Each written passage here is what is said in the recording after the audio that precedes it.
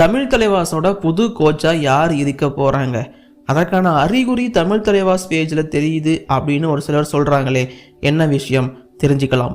And சென்னையின் FC புதுசாக பிளேயர்ஸை sign பண்ணி எடுத்திருக்காங்க, ஓவர்சீஸ் பிளேயரும் உட்பட. அதெல்லாம் என்ன டீட்டெயில்ஸ் தெரிஞ்சுக்கலாம். யுவா கபடி சீரீஸ் ஃபைனலை எட்டிருக்கு, அதை பற்றின update. Bangabandhu international kabaddi tournament முடிஞ்சிருச்சு. அவார்ட் வின்னர்ஸ் யார் வின்னர், எல்லா டீட்டெயில்ஸும் தெரிஞ்சுக்கலாம் இந்த வீடியோவில். இப்போ வாங்க வீடியோக்குள்ள போகலாம். ஒரு நிமிஷம் சார், ஒரு நிமிஷம் சார், ஒரு நிமிஷம் சார், ஒரே ஒரு 1 நிமிட்டுங்க. Hello every friends, what mid place. So friends, நான் ஃபஸ்ட்டு யுவா கபடி சீரீஸ்லேருந்தே போயிடுறேன். யுவா கபடி சீரீஸ் தமிழ்நாடு எடிஷன் சூப்பராகவே போயிட்டுருக்கு அப்படின்றத சொல்கிறேன்னா, இந்த வீடியோ பார்க்குற இந்த நாள் தான் நீங்கள் கடைசியாக யுவா கபடி சீரீஸோட போட்டி நடக்க போகுது. அதாவது ஃபைனல் வந்து பார்த்தீங்கன்னா 6 ஜூன் 2023 இன்னைக்கு தான் காலையில் 10 மணிக்கு நடக்கும் அப்படிங்கிறத சொல்லியிருக்காங்க. நீங்கள் லைவ் வந்து பார்த்தீங்கன்னா ஜஸ்ட் யுவா கபடி சீரீஸ் லைவ் அப்படின்னு யூடியூப்பில் சர்ச் பண்ணாலே நிறைய யூடியூப் சேனல் வந்து டெலிகாஸ்ட் பண்ணுறாங்க, நீங்கள் பார்த்து தெரிஞ்சுக்கலாம். ஃபைனலை பொறுத்த வரைக்கும் 2 டீம் வந்து குவாலிஃபை ஆயிருக்காங்க, Vels university and Karpagam university. வேல்ஸ் யூனிவர்சிட்டியை பொறுத்த வரைக்கும் குவார்டர் ஃபைனல் செமிஃபைனல்லாம் வின் பண்ணிட்டு ஃபைனலுக்குள்ளே கெத்தா வந்திருக்காங்க. கற்பகம் யூனிவர்சிட்டி ஆல்ரெடி செமிஃபைனல் தான் குவாலிஃபை ஆகி உட்காந்துருந்தாங்க கெத்தா. ஸோ அங்கேருந்து அப்படியே ஸ்ட்ரெயிட்டாக ஃபைனலுக்குள்ளே என்ட்ரி ஆகிட்டாங்க. இந்த 2 டீமுக்குமான ஃபைனல் போட்டி தான் நடக்க போகுது. அண்ட் இதை பற்றி அதாவது யுவா கபடி சீரீஸ் தமிழ்நாடு எடிஷன் 2024 பற்றி தனியாக ஒரு வீடியோவை நான் உங்களுக்கு அப்டேட் பண்ணுறேன். ஸோ இப்போதைக்கு இதை மட்டும் தெரிஞ்சுக்கோங்க.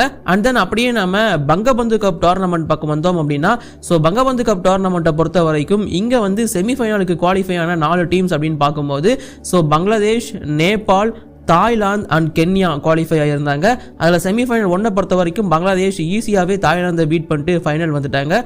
பட் செமிஃபைனல் 2 பொறுத்த வரைக்கும் கென்யா வெஸ்ட் நேபாள் நடந்துச்சு. 50க்கு 50ன்னு சொல்லி ட்ரா இருந்துச்சு அந்த போட்டி. அதுக்கப்புறமா டை பிரேக்கர் மூலயமா 9க்கு 5ன்னு சொல்லிட்டு நேபாள் வந்து குவாலிஃபை இருந்தாங்க ஃபைனலுக்கு. ஃபைனலுமே செம சூப்பராக இருந்துச்சு அப்படின்னு தான் சொல்லணும். பங்களாதேஷ் வெர்சஸ் நேபாள் தான் ஃபைனல் அப்படிங்கிறது நடந்துருந்துச்சு. நேபாளோட இந்த கபடியில் நடந்த ஒரு பெரிய அச்சீவ்மெண்ட் அப்படின்னே சொல்லணும். இந்த பங்கபந்து டோர்னமெண்ட்ல ஃபைனல் வரைக்கும் வந்தது. முக்கியமாக அந்த டீமோட கேப்டனான கேன்சியம். ஸோ கேன்சியம் மேகர் அவரை பொறுத்த வரைக்கும் ப்ரோ கபடி லீக் எக்ஸ்பீரியன்ஸ் கொண்ட ஒரு பிளேயர். முக்கியமா மன்பிரீத் சிங் தலைமையின் கீழ் நிறைய எக்ஸ்பீரியன்ஸை கெயின் பண்ண ஒருத்தர். ஸோ அவருக்கு சூப்பராக இருந்துச்சு அந்த டீமை வழிநடத்தி கொண்டு வந்தது அப்படிங்கிறது. ஸோ அதனாலேயே நேபாள் வந்து சூப்பராகவே ஃபைனலுக்குள்ளே என்ட்ரி ஆகியிருந்தாங்க. ஃபைனலில் நம்ம பங்களாதேஷ் 45க்கு 31ன்னு சொல்லி வின் பண்ணிட்டாங்க. பங்களாதேஷை பொறுத்த வரைக்கும் பங்கபந்து கப் எடிஷன் வந்து 4 எடிஷன் நடந்திருக்கு. 4லுமே இவங்க தான் சாம்பியன். இவங்களே கண்டக்ட் பண்ணுவாங்க, இவங்களே சாம்பியனாகவும் ஆயிடுவாங்க. அது காலங்காலமாக நடக்கிற ஒரு விஷயம் தான். ஸோ அதுதான் இப்போயுமே நடந்துருந்துச்சு. அண்ட் தென் இதில் அவார்ட்ஸை பொறுத்த வரைக்கும் best rider of the tournament வந்து பார்த்தீங்கன்னா மிசானூர் ரகுமான் அப்படிங்கிற பங்களாதேஷ் ரைடர் தான் வாங்கியிருந்தாரு. பெஸ்ட் டிஃபெண்டர் அவார்டும் வந்து பார்த்தீங்கன்னா ரோமன் உசைன் அப்படிங்கிற பங்களாதேஷ் டிஃபெண்டர் தான் வாங்கியிருந்தாரு. But most valuable player of the tournament வந்து பார்த்தீங்கன்னா கான்ஷியம் ரோகா மேகர், நேபாளோட கேப்டன். அவர் தட்டி தூக்கியிருந்தாரு. இதற்கு ஹரியானா ஸ்டீலர்ஸுமே தனியாக போஸ்ட் போட்டிருந்தாங்க அப்படிங்கிறது கூடுதலான விஷயம். நல்லாவே பண்ணியிருந்தாரு கைஸ், சூப்பராகவே போயிருந்துச்சு. ஸோ இந்த பங்கபந்து டோர்னமெண்ட்டை பொறுத்த வரைக்கும் நல்லா கொண்டு போயிருந்தாங்க. எல்லா டீம்ஸும் நல்லா பர்ஃபார்மன்ஸ் கொடுத்திருந்தாங்க. எஸ்பெஷலி தாய்லாந்து அண்ட் நேபாள் மாதிரியான டீம்ஸோட எழுச்சி இந்த கபடியை பொறுத்த வரைக்கும் சூப்பராக இருந்துச்சு அப்படின்னு தான் சொல்லுவேன். அண்ட் கூடவே இங்க பங்களாதேஷோட கேப்டனா இருந்த அர்துஸ்மான் முன்ஷி முகமது, ஸோ அவர் வந்து பார்த்தீங்கன்னா தன்னோட ரிட்டையர்மெண்ட்டை அனௌன்ஸ் பண்ணிட்டாரு.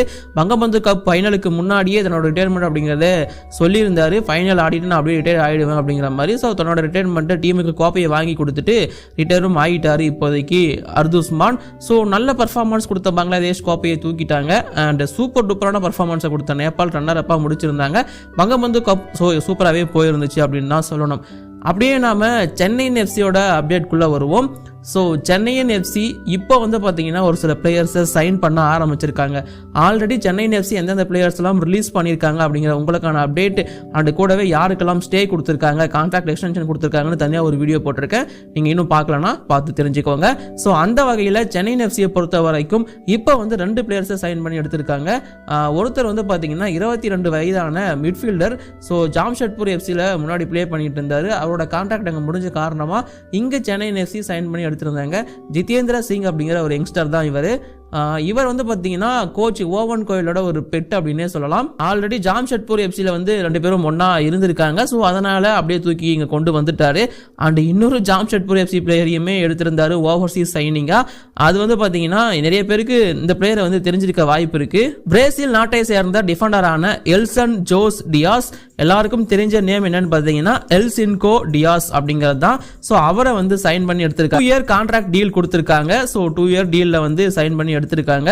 ஸோ இவரை பொறுத்த வரைக்கும் 33 வயதான ஒரு center back player and center மிட்ஃபீல்டில் மூவ் பண்ணி ஆட வைக்கவும் முடியும் இவரை.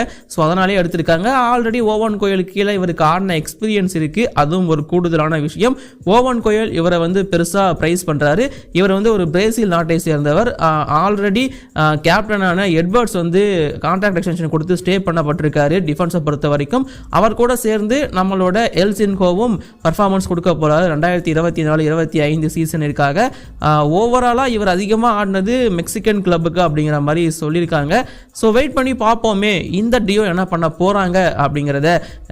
எட்வர்ட்ஸ் அண்ட் இப்போ வந்து பார்த்தீங்கன்னா எல்சின்கோ உள்ள வந்திருக்காரு. மேபி வேற ஏதாச்சும் ஓவர்சீஸ் பிளேயருக்கு கான்ட்ராக்ட் எக்ஸ்டென்ஷன் கொடுக்க போறாங்களா, இல்லை இன்னும் ஜாம்ஷெட்பூர் எஃப்சிலிருந்து பிளேயர்ஸை சைன் பண்ண போறாங்களா, புது ஓவர்சீஸ் பிளேயர்ஸ்லாம் உள்ள வர போறாங்களா அப்படிங்கிற அப்டேட்லாம் அடுத்தடுத்து நான் உங்களுக்கு கொடுக்குறேன். ஸோ இப்போ நாம தமிழ் தலைவாஸ் நியூஸ்குள்ள வருவோம். ஸோ தமிழ் தலைவாஸ் கோச் அதாவது ஆஷன் குமாரை வந்து ரிலீஸ் பண்ணிட்டாங்க. அதுக்கப்புறமா ஏதாச்சும் கோச்சு கூட பேச்சுவார்த்தை நடத்தினாங்களா, இல்லை கோச்சை பற்றின அப்டேட் என்ன அப்படின்னு நிறைய வந்து எங்கிட்ட கேட்டுட்டு இருக்கீங்க. ஸோ அதற்கான அப்டேட்டு அஃபிஷியலாக சொல்லணும் அப்படின்னா எந்த ஒரு அப்டேட்டுமே தமிழ் தலைவாஸ் கொடுக்கல. பட் இப்போதைக்கு வந்திருக்கிற ரூமர் படி கூடிய சீக்கிரம் தமிழ் தலைவாஸ் தங்களோட கோச்சை அனௌன்ஸ் பண்ண போறாங்க அப்படிங்கிற மாதிரியான தகவல் வந்திருக்கு. ஸோ நான் விசாரித்த வரைக்கும் அதற்கான வாய்ப்பு கொஞ்சம் வேகமாகவே இருக்கு அப்படிங்கிற மாதிரி சொல்லியிருக்காங்க. அதற்கு ஏற்ற மாதிரி தமிழ் தலைவாஸ் வந்து பார்த்தீங்கன்னா ரீசெண்டாக தங்களோட சோசியல் மீடியா பேஜஸ்ல போஸ்ட் அப்படிங்கிறத போட ஆரம்பிச்சிருக்காங்க. கொஞ்சம் ரொம்பவே சைலண்டாக இருந்தாங்க தமிழ் தலைவாஸ் சோசியல் மீடியாவை பொறுத்த வரைக்கும் சீசன் முடிஞ்சதுக்கு அப்புறமா. அதுக்கப்புறம் ஆஷன் குமாரோட வெளியேறினது அந்த போஸ்ட் போட்டிருந்தாங்க. இப்போ அதிகமாக போஸ்ட் அப்படிங்கிறது சம்மந்தமே இல்லை தான், பட் இருந்தாலும் போட ஆரம்பிச்சிருக்காங்க. அதாவது போன சீசனில் பிளேயர்ஸ் பண்ண விஷயங்கள், போன சீசனில் அவங்களோட பர்ஃபார்மன்ஸ் வச்சு யார் பெஸ்ட் ரைடர், இந்த மாதிரி போஸ்ட் அப்படிங்கிறது வர ஆரம்பிச்சிருக்கு. ஸோ இந்த அறிகுறி அப்படிங்கிறது எதுக்கு வந்து சாதகமாக வந்து முடியும் அப்படின்னு பார்த்தீங்கன்னா மேபி ஒரு அப்டேட் கொடுக்கறதுக்கான அறிகுறியாக இது இருக்கலாம் அப்படிங்கிற மாதிரி எனக்கு தோணுது. அண்ட் தென் நான் விசாரித்த வரைக்கும் கூடிய சீக்கிரம் ஆஷன் குமாரோட ரீப்ளேஸ்மெண்ட் யாரு அப்படிங்கிறதுக்கான அனௌன்ஸ்மெண்ட் வரதுக்கோ இல்லை ரூமர் வரதுக்கோ வாய்ப்பு அதிகமாக இருக்கு அப்படிங்கிற மாதிரியுமே சொல்லியிருக்காங்க. அப்படிங்கும் போது ஸோ இந்த போஸ்ட்லாம் அவங்க போட ஆரம்பிச்சிருக்காங்க. ஸோ இதெல்லாம் கால்குலேட் பண்ணி பார்க்கும்போது கூட்டி கழிச்சு பார்த்தா அப்படிதான் தெரியுது. ஸோ வெயிட் பண்ணுவோம் அஃபிஷியல் அப்டேட் வர வரைக்கும். எந்த ஒரு ரூமரையும் பெருசாக நம்பிக்கை வேண்டாம். ஸோ வெயிட் பண்ணுவோம் தமிழ் தலைவாஸ் யாரை கோச்சா அப்பாயின்ட் பண்ண போறாங்க, என்ன நடக்க போகுது அப்படிங்கிறத. ஆல்ரெடி ப்ரோ கபடி லீக் வந்து ஆக்ஷன் எப்போ நடக்கும் அதெல்லாம் கேட்டுட்டு இருக்கீங்க. அதுக்கு ஒரு நான் வீடியோ விளக்கமாக போட்டிருக்கேன். நீங்கள் இன்னும் பார்க்கலாம், நம்ம சேனல் அவைலபிளாக இருக்குது, கிளிக் பண்ணி பாருங்க. அண்ட் இது தவிர வேற எந்த மாதிரியான நியூஸ் நம்ம சேனலில் போடலாம் அப்படிங்கிறதுக்கான உங்களோட ஒப்பீனியனையும் நீங்கள் கீழே கமெண்ட்ல சொல்லலாம். இப்போதைக்கு இந்த வீடியோ நான் முடிச்சுக்கிறேன். வீடியோ பிடிச்சிருந்தா லைக் பண்ணுங்க, ஷேர் பண்ணுங்க. என்னோட குற்றம் குறைகள் கீழே கமெண்ட்ல சொல்லுங்க. தேங்க்யூ.